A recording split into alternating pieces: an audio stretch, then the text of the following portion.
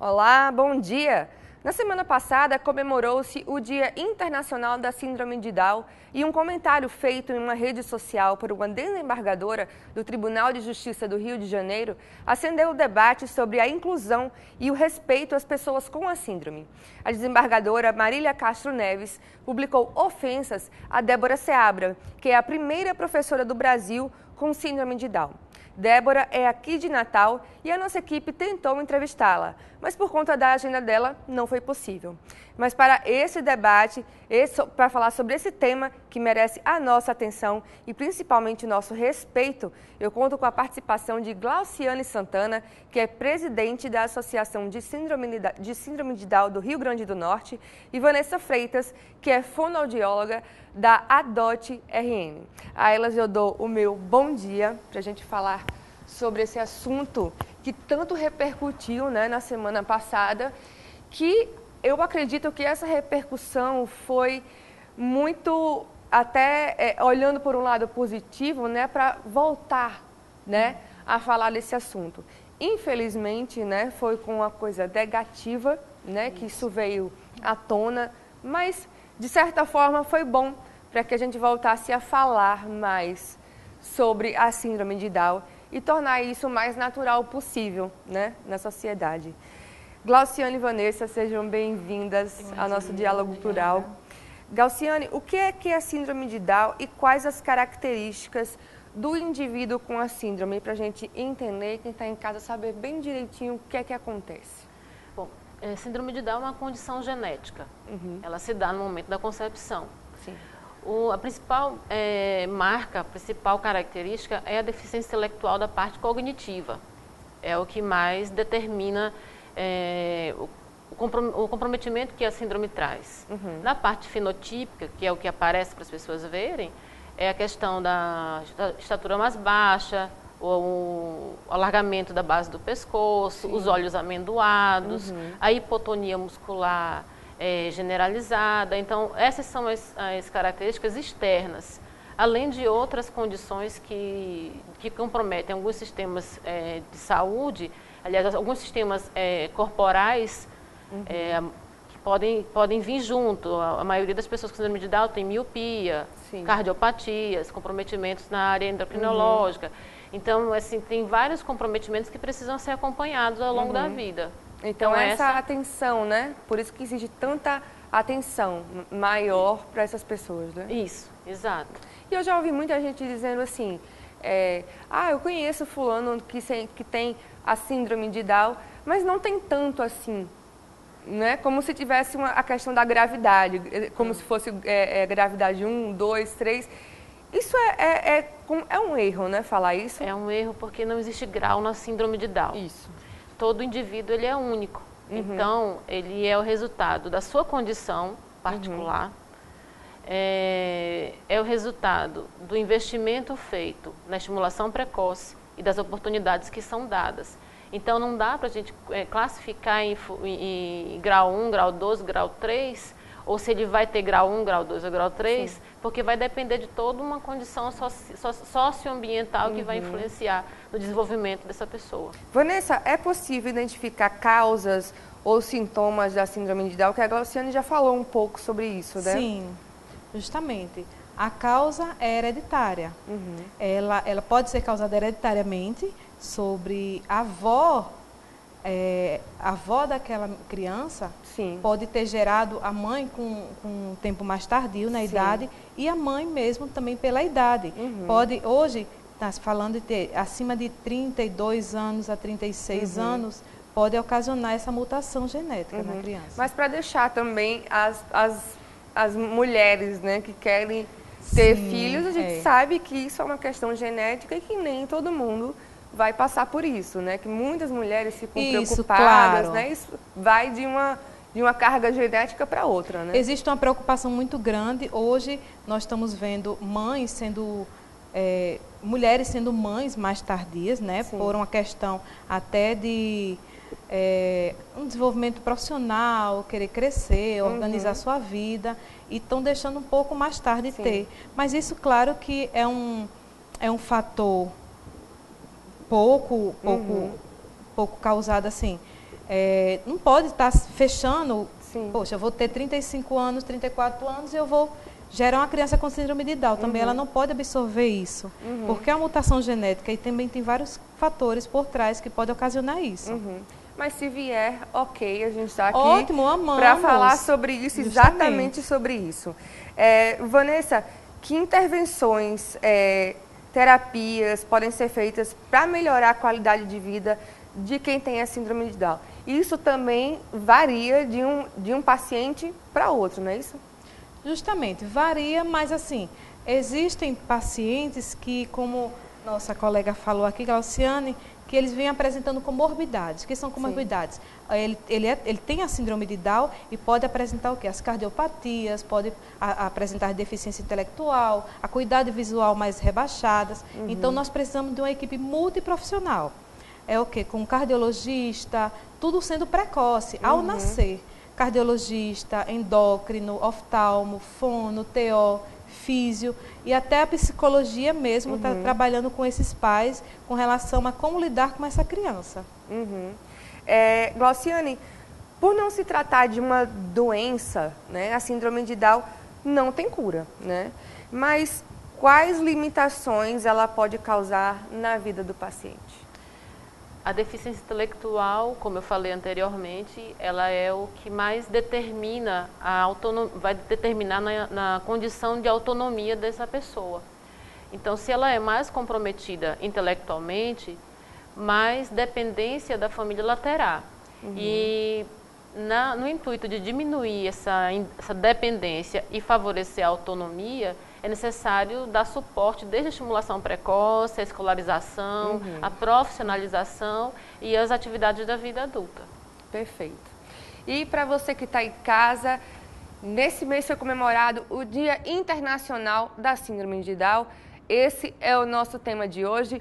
Fica aqui com a gente, 1 minuto, a gente já volta. Voltamos com o segundo bloco do Diálogo Plural de hoje, que conversa sobre a síndrome de Down e a importância da inclusão, com a presença de Glauciane Santana, que é presidente da Associação de Síndrome de Down do Rio Grande do Norte, e Vanessa Freitas, que é fonoaudióloga na ADOT RN. Familiares e amigos buscam cada vez mais entender e dar autonomia às pessoas com a síndrome de Down. Alguns se reúnem em grupos para compartilhar experiências e entender as particularidades da síndrome. Saiba mais na matéria de Ricardo Crush. Acompanhe. Grupos de discussão na internet têm dado apoio e informação às famílias de pessoas com síndrome de Down. É o caso do Natal Up Down, que debate e promove eventos voltados aos familiares e interessados no universo das pessoas com a síndrome. Esse grupo surgiu por uma mãe, certo? Mandar um convite pelo Face. E eu disse a ela que conhecia algumas mães e a gente poderia marcar o encontro. Chamei várias mães e fizemos esse encontro. E de lá foi que surgiu o grupo. Ele nos conta como as pessoas chegam ao grupo. Quando um dos integrantes do grupo encontra alguém, né, alguma mãe, pergunta se participa, certo, do grupo. E aí pega o contato e a gente faz coloca nessa pessoa, pede para apresentar, apresenta nossos filhos também com a solto, né? Em geral, a chegada de um bebê que apresenta algum tipo de limitação torna-se um evento traumático e a luta pela superação de preconceitos e estereótipos começa na família. Eu que descobri, eu que notei algumas características dela, mas eu fui muito consciente, muito pé no chão, né? Tipo, o que é que eu preciso fazer agora para que ela desenvolva o máximo que ela puder. Foi bem tranquilo, assim, em casa também, com meu esposo. Giovana conta como as atividades em grupo têm ajudado. Foi um apoio muito grande. Ela está com 6 meses hoje, fazem mais ou menos 2 meses que eu estou no grupo. E eu passei 4 meses no escuro. Então, era 4 meses procurando alguém que conheça algum médico, alguém que possa me indicar uma terapia legal, um canto legal, e não tinha, né? É como se eu estivesse procurando as pessoas que estão escondidas. Pessoas com síndrome de Down têm mostrado ao mundo o resultado das ações de inclusão e desde pequenas são estimuladas a buscar ocupar um lugar próprio e digno na sociedade. Como é mesmo seu nome? Alice. Alice o quê? Bezerra. Alice Bezerra. E você sabe o que você quer ser quando crescer, Alice? Doutora. Vanessa, o que representa, né, para a família o nascimento de uma criança com síndrome de Down? É até é subjetivo, né, falar isso. É necessário algum suporte psicológico, né? Porque tem umas pessoas que encaram isso com naturalidade, né? E outras pessoas têm um choque, né, maior. E é bem subjetivo falar da reação de cada família, né? É bem difícil. Por quê? Porque você faz aquele planejamento. Então, a expectativa, né? A expectativa é muito grande. Você faz você junta toda a expectativa, todo o momento, tudo para conceber uma criança dita normal. Sim. Tudo é voltado para a criança. Então, quando vem o resultado, ou propriamente a criança mesmo, antes dos resultados, há aquele choque, há aquele baque, quem foi que errou, eu errei, eu não sou incapaz, e agora o que é que eu vou fazer? E até mesmo uma rejeição fisiológica, vamos dizer assim, porque a mãe ou o pai não tem um suporte psicológico para receber essa criança. E aí o que é que vamos fazer? Vamos procurar.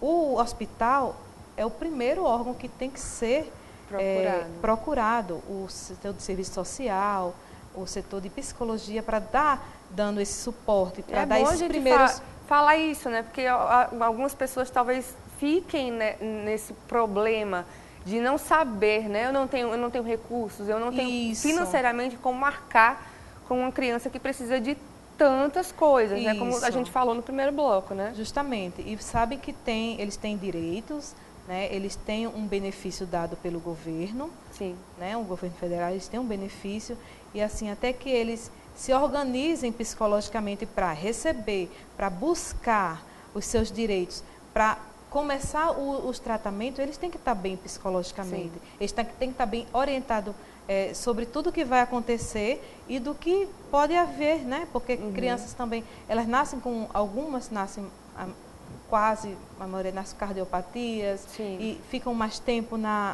no hospital porque não pega a mama devido à sua hipotonia.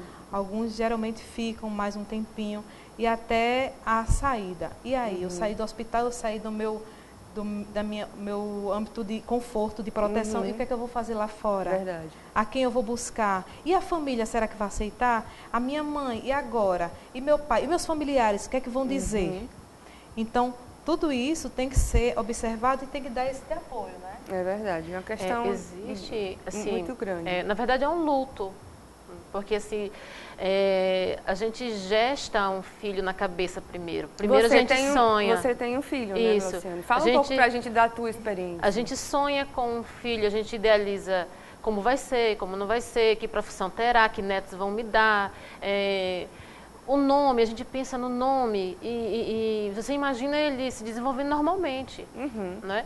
E você faz um planejamento sem querer para a vida inteira. Você já imagina como é que vai ser quando você ficar idoso e aquele filho vai te ajudar, vai te cuidar e tudo. E de uma hora para outra, você está diante de um filho que você não gestou na sua mente. No seu psíquico, na sua parte psíquica, porque você não gerou aquela criança com deficiência. Ninguém gera uma criança com deficiência mentalmente, não é? Então você tem que enfrentar um luto e enfrentar um novo nascimento, se preparar para um novo nascimento de uma criança com uma condição diferente.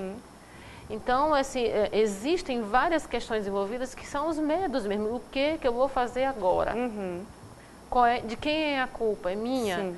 E um outro agravante é o índice de separações que acontecem. Muitas vezes é a mãe que fica com essa criança para dar conta de toda a demanda. E como a Vanessa falou da questão da saúde, né? A saúde pública é suficiente? Esse suporte é dado no Brasil? Como é que está isso? Olha, políticas públicas, dispositivos legais, eles existem. Mas a gente está, de fato, numa crise na saúde de maneira ampla e que as pessoas com deficiência são, como todas as outras, são afetadas. Então, não consegue se dar conta da necessidade de todas as pessoas com deficiência que nascem. Então, muitas vezes, as filas de espera são cruéis, mas elas acontecem. Não tem, a psicologia, infelizmente, ela não tem no serviço público o quantitativo de profissionais necessários para atender as demandas diversas. E exatamente nesse aspecto da deficiência de uma criança com deficiência que nasce, vai para o mesmo processo de fila de espera como todas as outras pessoas. E isso realmente, de fato, prejudica, porque o cérebro de uma criança não espera. O processo de estimulação precoce não espera a mãe estar bem para ela sem dúvida começar a desenvolver isso naturalmente. Né?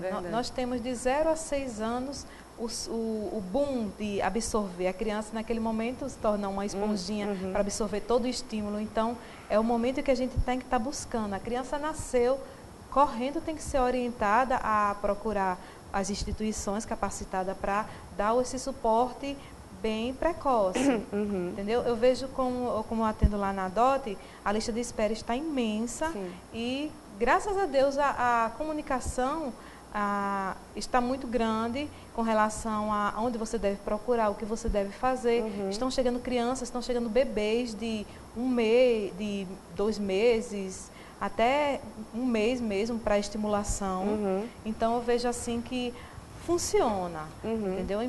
Pena que nós temos ainda uma estrutura pública muito precária, não temos voltado para aquela área específica, tipo, no geral, uma psicologia clínica, no geral, não tem específica para aquele comprometimento, entendeu? Mas funciona. Entendi.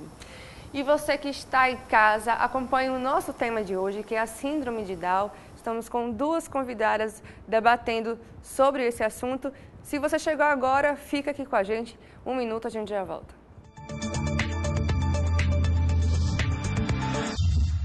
Voltamos com o último bloco do Diálogo Plural de hoje, que fala sobre a Síndrome de Down e a importância da inclusão, com a presença de Glauciane Santana, que é presidente da Associação de Síndrome de Down do Rio Grande do Norte, e Vanessa Freitas, que é fonoaudióloga na ADOT RN.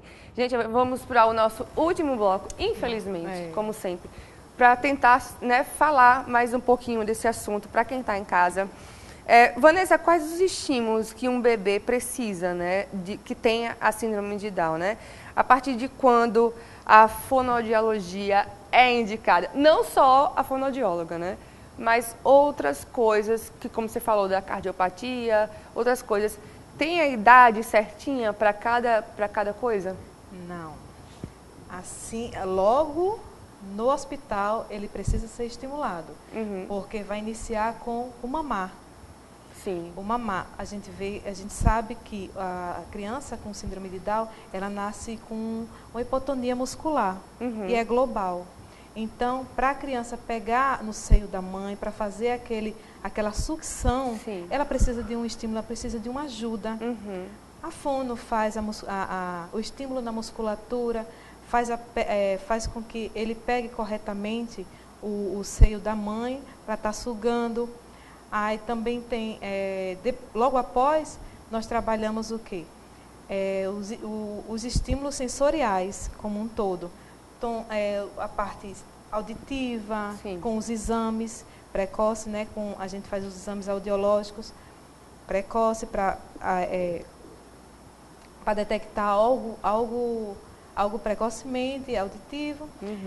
Também temos a estimulação, como eu disse, a estimulação precoce na musculatura oral, para trabalhar a introdução das consistências, o líquido, o sólido, o pastoso. Sim. Nós vamos trabalhar nessa mudança de consistência. Então tudo é muito primário, né? Tudo do início, tem que ser tudo muito no início mesmo. Saiu no hospital, sim, direto para a clínica, fazer toda a estimulação sensorial, tátil, visual, auditiva, tudo isso vai ser trabalhado nessa criança. E é interessante que seja do início também, futuramente né? A parte cognitiva, não, juntamente com isso aí tudo, vai trabalhar o cognitivo da criança e fala. E psicologicamente o lado da família, né? Com que certeza, já vai aprendendo, né? Vai sendo orientado de como será esse estímulo em casa, porque eu digo aos meus pacientes lá na DOT que geralmente eles fazem um atendimento semanal, que eu sou 25%. 75% são as crianças, são os pais em casa, para eles dar continuidade a esse trabalho. Sem dúvida. Entendeu? E também buscá-los para a terapia. Não, ele não está bem tanto porque é só uma vez. Hoje ele não está bem porque não foi bem estimulado. Não, isso aí tem que ser contínuo. Isso tem que fazer parte da rotina. Como tomar um banho, escovar um dente. Tem que fazer os estímulos em casa para a criança ela desenvolva no tempo dela direitinho. Entendi. Glauciane, quantas pessoas com síndrome de Down existem no estado? Tem como ter esse número? E como a associação, né, atua no sentido de acolher os pais com as crianças que têm a síndrome de Down? Pergunta 1. Né? Então, é um desafio a gente responder exatamente a quantidade de pessoas, porque as estatísticas mostram que a cada 600 a 800 nascidos vivos, nasce um com síndrome de Down. Sim. Então, eu busquei as informações do IBGE, o último censo, né? Sim. E a informação que eu tenho mais atualizada é que no Brasil existem 300 mil pessoas com síndrome de Down. Sim. No nosso estado geral, né? Varia entre 4.250 a 5.600 pessoas.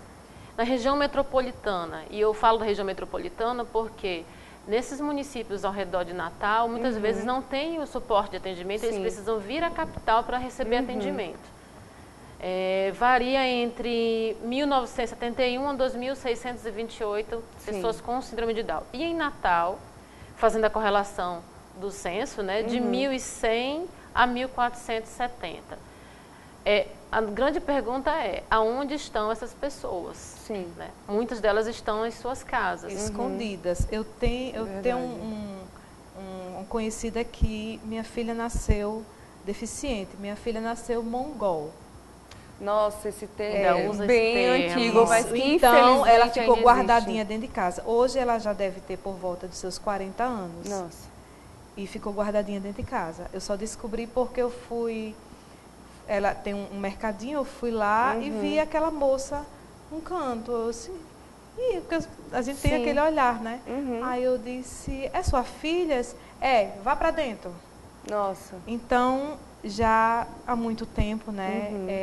Você imagina uma situação que você viu, né, de perto, mas quantas devem existir, né? Não só no nosso estado, como justamente no Brasil todo. Né? Ainda existe isso, infelizmente ainda existe isso.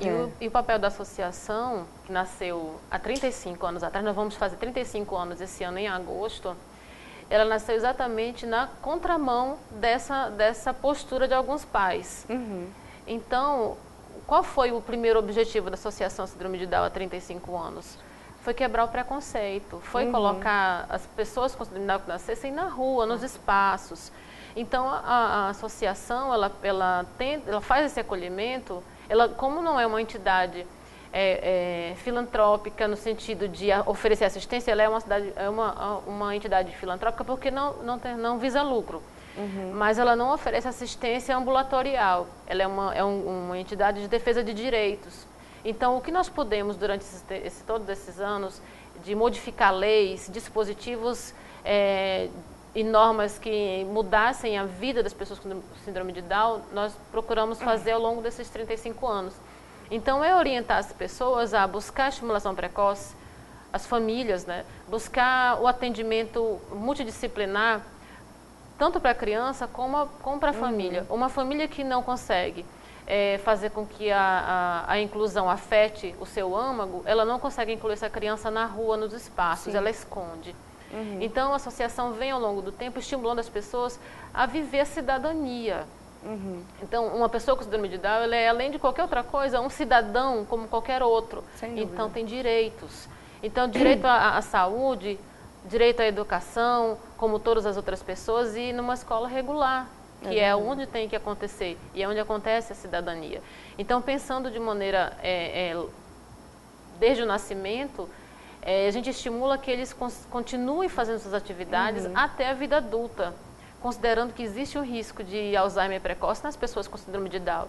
Então, elas têm que permanecer em estimulação permanente, não só precoce. A gente está caminhando já para o fim do nosso programa, então eu vou estender a pergunta para as duas, né? O que é que vocês têm a dizer, não só sobre esse assunto rapidamente, Mas como lidar com o preconceito, né? A desembargadora, ela, no lugar que ela ocupa, né, de guardiã da lei, Sim. fazer uma fala tão agressiva, com tom de deboche, né, desconfiando da capacidade de Débora ensinar, ela mostra à nossa sociedade que a ferida do preconceito, ela é velada. Sem dúvida. Ela existe, mas ela existe. E a gente vive, quem é pai, quem é mãe, vive isso no dia a dia. Nas perguntas indiscretas, no olhar, na dúvida da capacidade. Não é? Débora, ela e sua família, foi por mérito que ela conseguiu estar onde ela está. Mudou-se leis no nosso estado. O nosso estado foi o primeiro a ter a obrigatoriedade da escola regular. A pessoa com síndrome de Down ou com outra deficiência ir para a escola regular. Nós conseguimos muitas mudanças nos dispositivos legais que colocam essas pessoas numa condição em que elas podem viver plenamente sua cidadania. Sem dúvida. Então, quando vem um guardião da lei e faz um comentário dessa natureza, a gente vê que a gente não pode desistir de continuar lutando pela inclusão das pessoas com deficiência como cidadão em todos os espaços. Tem que estar muito atento, né? Atento, Isso. alerta. Justamente.